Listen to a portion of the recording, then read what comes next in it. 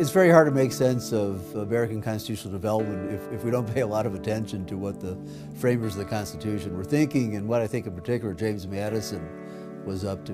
When the United States was falling apart under the Articles of Confederation, a number of the founders, particularly Madison, actually went and did his homework, and he researched for months ancient and modern confederacies, trying to find out what were their strengths and what were their weaknesses, because he knew a unitary kind of government, a consolidated kind of government, would lead to despotism.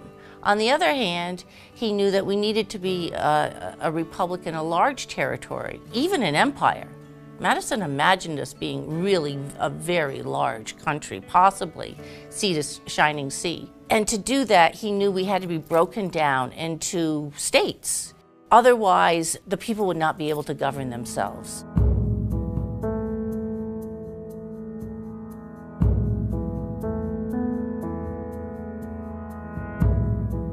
If you look at the founding period itself, when Madison in the Federalist Papers uses the term federal, it was equivalent to or the same as synonymous with confederal, which meant a government where the states were sovereign and the national government had no independent power. And before the Federalists changed the meaning of that term, that was the only alternative. Either you had a unitary government or the parts were sovereign. There was no sharing, there was no compound. Madison and the Federalists gave a new definition to federalism as something new, something unprecedented, this compound republic where you had a government that was neither fully one nor fully the other.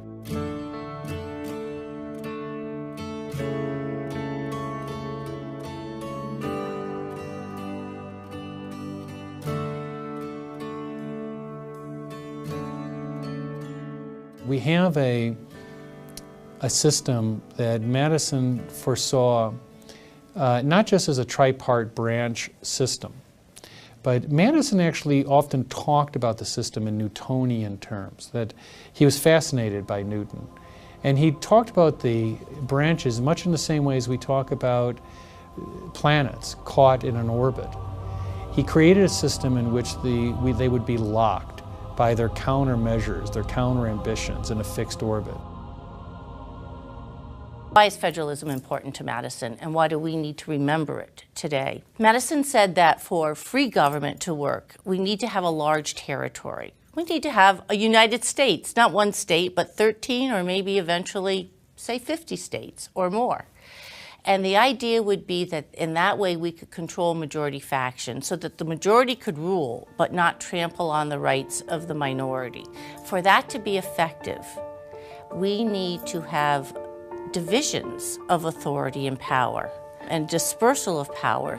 And that's important because for the people to check the government, they have to be able to form and communicate and organize their voice in such a way that it's heard.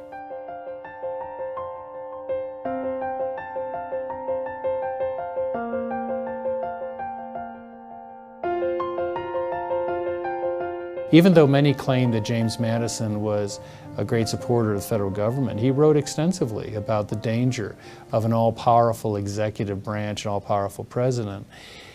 But both federalism and separation of powers has this underlying purpose to avoid the concentration of power. Madison talked in the Federalist Papers about there being a double security to the rights of the people. The compound republic idea is that certain parts of the government are going to deal with national questions and international questions. That would be what today we call the federal government. Foreign affairs, commerce among the states, those sorts of things that the states and localities can't deal with very effectively.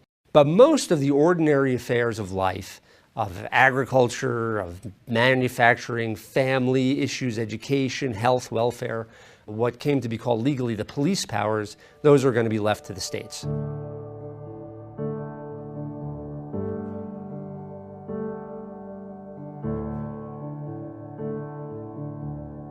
This wasn't a unitary government where you had one government that was responsible for everything, and it wasn't a confederate government where the national government didn't have any sovereign powers, but it was, as Madison said, neither one nor the other, but a compound of both of them.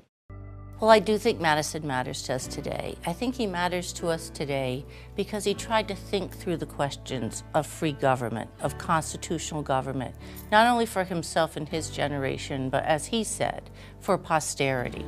He tried to create a government that could last through the ages.